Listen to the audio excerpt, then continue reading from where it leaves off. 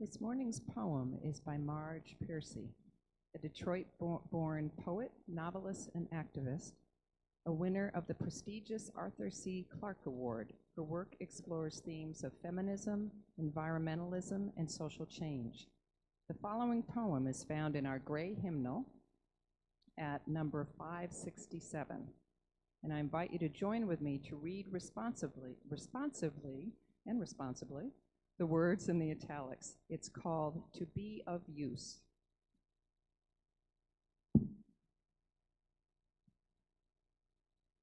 I want to be with people who submerge in the task,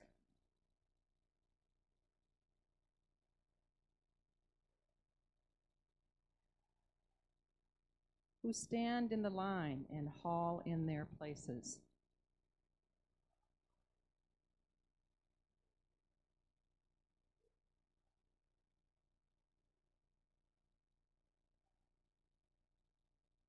the work of the world is common as mud. Botched, it smears the hands, crumbles to dust.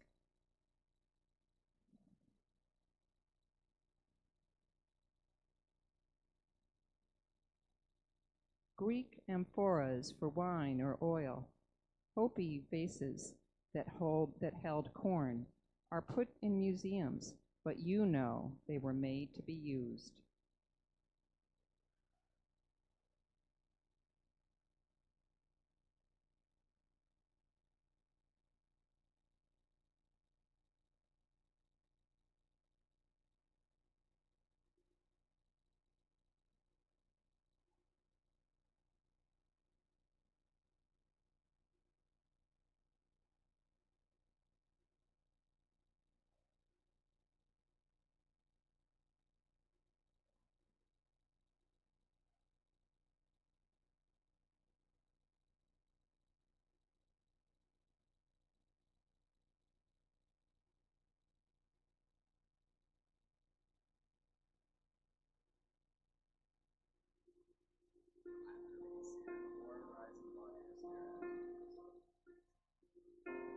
I will sing verse 1 in its entirety, and we would invite you to join with us after that.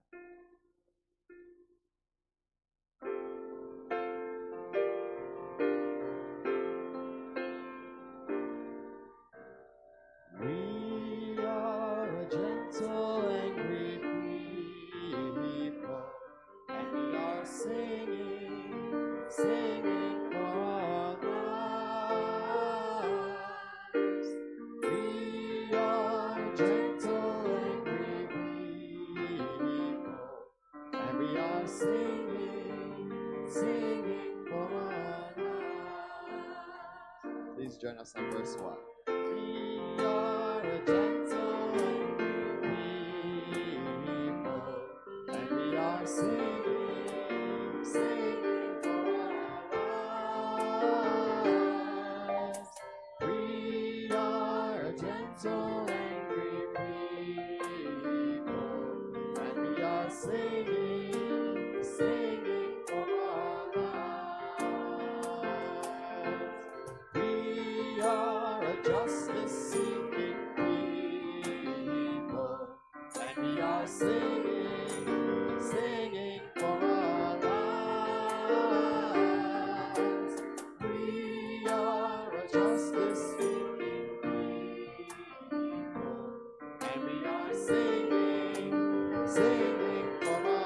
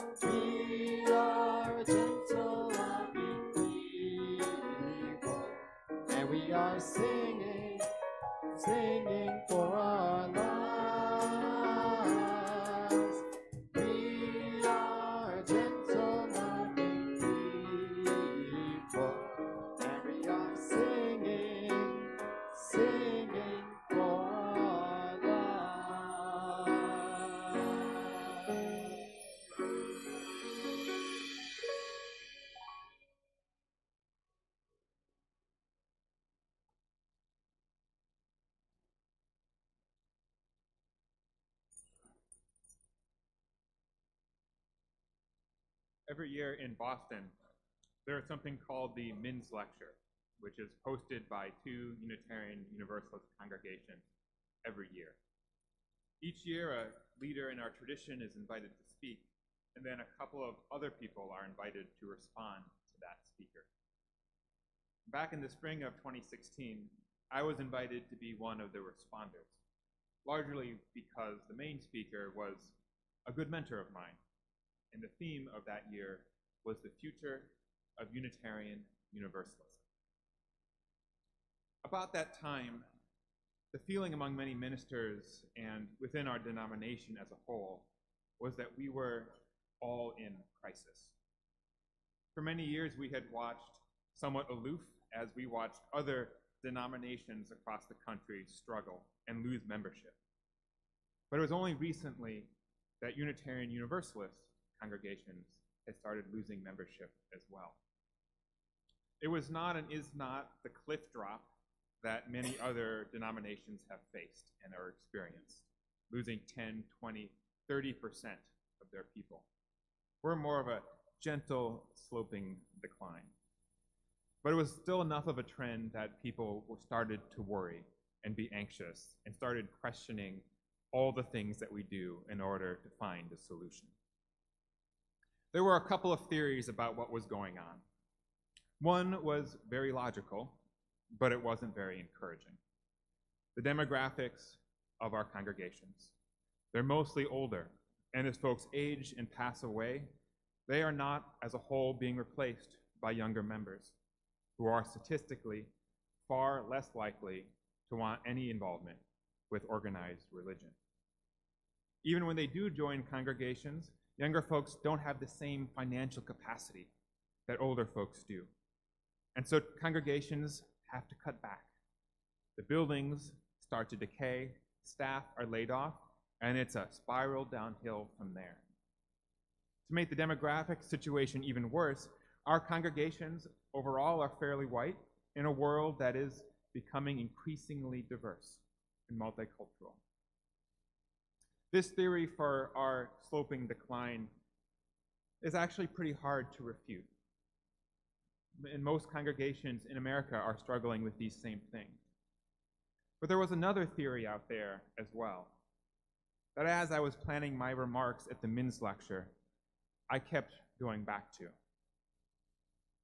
It's a theory that's actually kind of hard to believe today, looking back. But people were talking about it seriously back then, and it feels pretty naive now.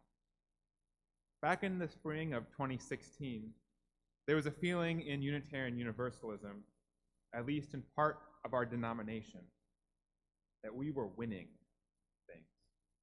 There was a ton of optimism back then. It looked like the society that we were working for, dreamed for, waited for, was going to come about.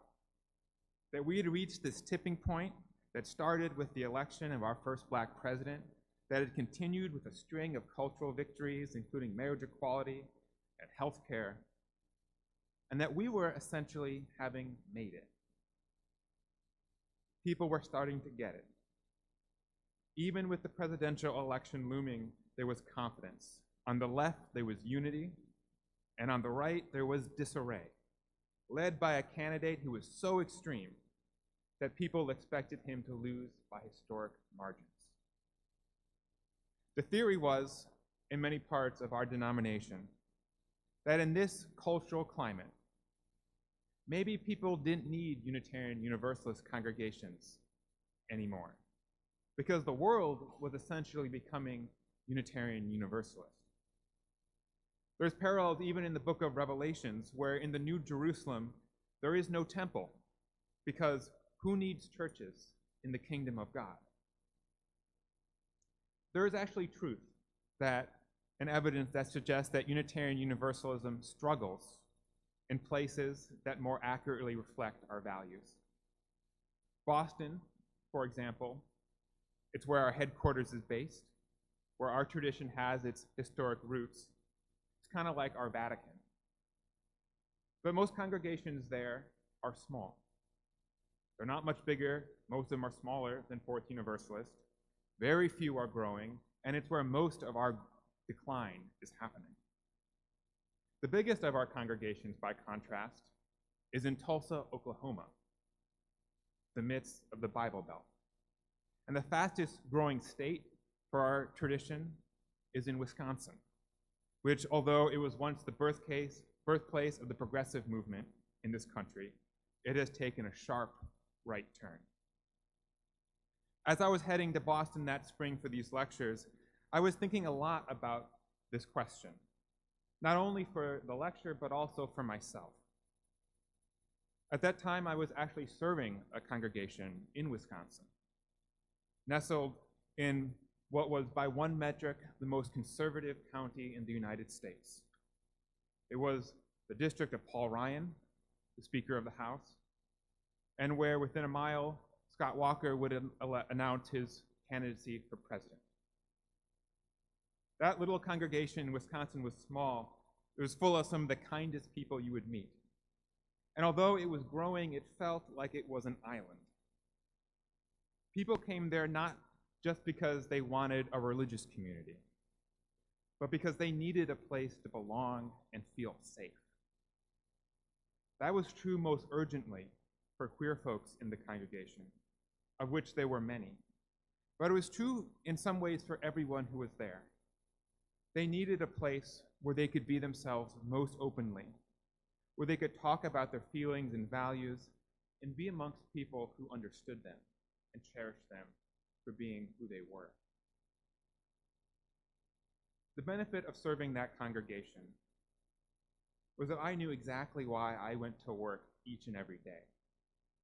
Unitarian Universalism there was about building a community of hope and justice and power within a place that was hostile to our very foundational values. The future meant becoming movement organizers, builders, and change makers. We were the torchbearers of this tradition in a place that felt very, very dark sometimes. We were doing the resistance before anyone else was, or at least most people. And yet it still felt very far away, both geographically and spiritually, from these great liberal urban centers of Unitarian Universalism, places like Boston, places where people in our tradition were very comfortable, because most people around believed very similar things, even if they didn't do religion. But I knew still that my little congregation there was privileged, in a way, because it knew its purpose. I knew that the men's lecture theme was chosen in part because many of us didn't have that privilege. We didn't have that sense of purpose. There was something very important about finding in our liberal urban centers what we were doing here. And it was especially urgent for me because the week before I was going to Boston for these lectures, I was right here with each of you.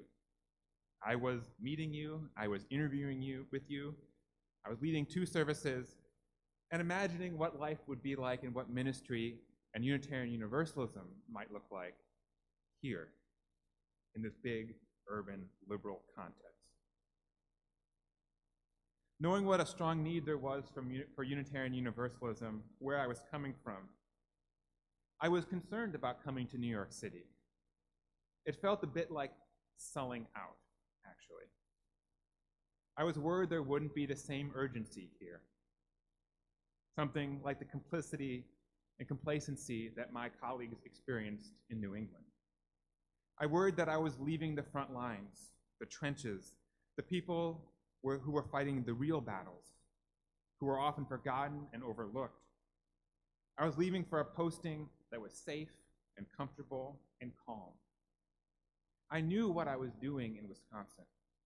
I knew the purpose of my work there, but it wasn't so obvious here. I was hoping that the men's lecture might shed some light on what purpose might look like far from the culture wars. One solution floated there was that our congregations should be places not just about social change and social justice, but about personal spiritual growth. The thinking was that there will always be human needs that give our congregations purpose. There will be grief that needs consoling. There will be people who need love, memorial services that need performing. There will be weddings and births and coming of ages. Certainly, society is better off when people have places they can go to mark and celebrate and honor what it means to be human. That is an important part of our tradition. And I might be biased, but I think we do that pretty well. We Unitarian Universalists don't have a creed, we don't have a set theology, so we have to go into the most shared human parts of ourselves, which mean that the rites of passage we do honor really honor and uplift the individual and share their story. Our eulogies talk about the person.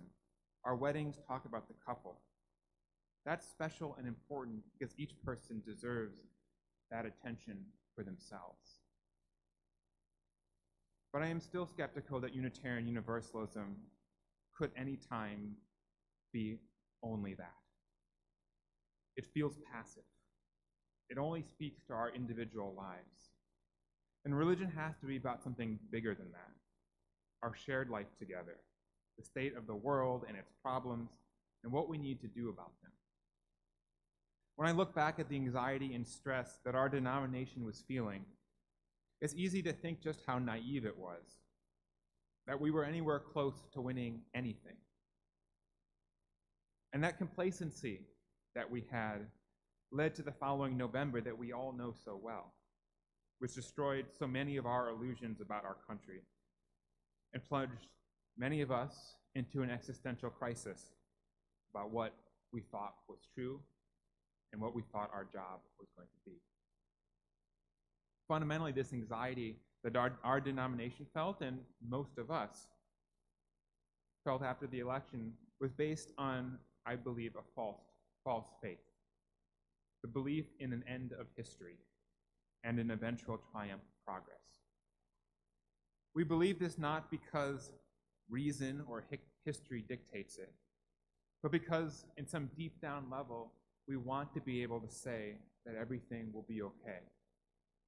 Love always wins. It's a nice thing to say. But the problem with it is that reality will prove that wrong. It will lead either to a delusion that we're achieving our goals, and thus we lose our purpose, or if we fail and lose, the pleasant fairy tale is shattered, and we are left struggling to replace it and feel hope. For Unitarian Universalism to survive in our future, I think we have to embrace a different kind of faith. This time, one actually rooted in reality and history.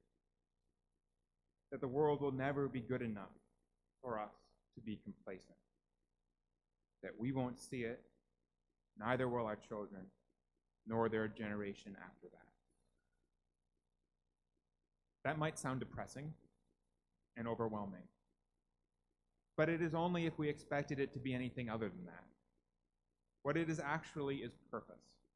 Purpose for gathering together. Purpose for connecting more deeply. Purpose for trying to really know and feel the truth and goodness that we are all supposed to bring about. That should be exciting and motivating and inspiring. If Unitarian Universalism and religion more generally here in the United States is going to survive, we all need to think more deeply about how we as people of faith and conscience understand history. Are we actually pushing our religious communities and ourselves to engage more deeply in the issues of our day? Are we contributing to a religion which is relevant, that uses the depth and power of its tradition for impact, rather than comfort, ritual, or stability?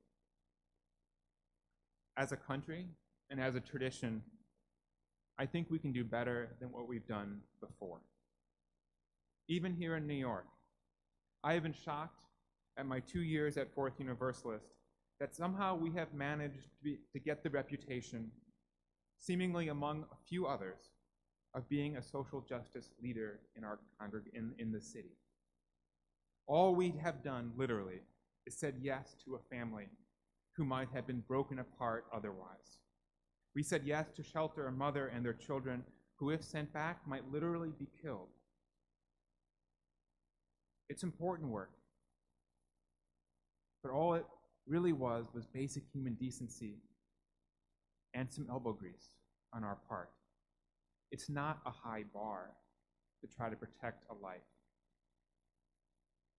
When we took our into sanctuary that week, it was Passover and it was Easter. And many religious communities stood by us and have been standing with us ever since. But I also remember being told something different from other religious communities, that it was Easter and it was Passover. They were too busy to show up. And that's where the struggle is. And that's where the change needs to happen, within our congregations and within American religion in general. Do we rest comfortably on our rituals and our traditions and personal spirituality? Or do we dare to go beyond them to ask what they demand of us, even when it's inconvenient and difficult? After all, what could be more aligned with Easter and Passover than helping an undocumented family in danger? Isn't Easter about a poor man preaching liberation for everyone, no matter who they are, who spent his life fleeing persecution from his government and is finally put to death? Isn't Passover about an oppressed immigrant group seeking freedom from abuse and fear? If religion and our religion has a place in this world going forward, it will be as centers of mobilization and action. Even in places like New York City, which compared to other places in our country, places like my old congregation, might feel like justice paradises. We who live here, who pay attention to the news, as we all should, we know that it is far from heaven. There is far too much money in politics, too much segregation and inequality in our schools, far too much homelessness, and not enough affordable housing. Even if liberals were to take over the whole country, as we once arrogantly believed, there will always be ways that we can and should be better. When I think back about our purpose here at Fourth Universalist, when I was wrestling with what it would mean to be here versus in Wisconsin, I feel bad that I wasn't aware enough to recognize that that same need was here, just in a different way than it was in what felt like the justice frontier in Wisconsin. Those needs are here as well. The battle lines might be different, they might be further, but they are here. And we have even an added component here in New York City, which is that we have a degree of power and privilege that my good folks in Wisconsin didn't have. We have access to the national media. We have access to avenues of power and finances and the ability to be recognized in a way that no one else in this country could.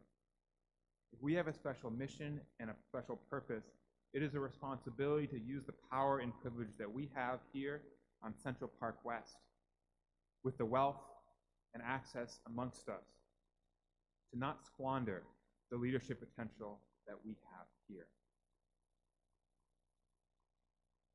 Our future can be bright if we embrace this. If our congregations, if this congregation understands itself as not only a place to come and have our own spiritual needs met, but as a place where people can gather and make the world better, where people can come and say, Unitarian Universalists are people who get stuff done, and I can go there and I can contribute to the change that I want to see. There's still a lot of work to be done. I don't want this congregation to just be a one-hit wonder with our sanctuary work. We have to think big and creatively with passion and courage. That is no reason to despair. Thinking big is what gives us purpose. It gives us reason to show up, to come together, and find the hope and the love that we so desperately need in this world, not just out there, but in here as well. May we do it with commitment and passion and creativity and bravery. May it be so. and amen.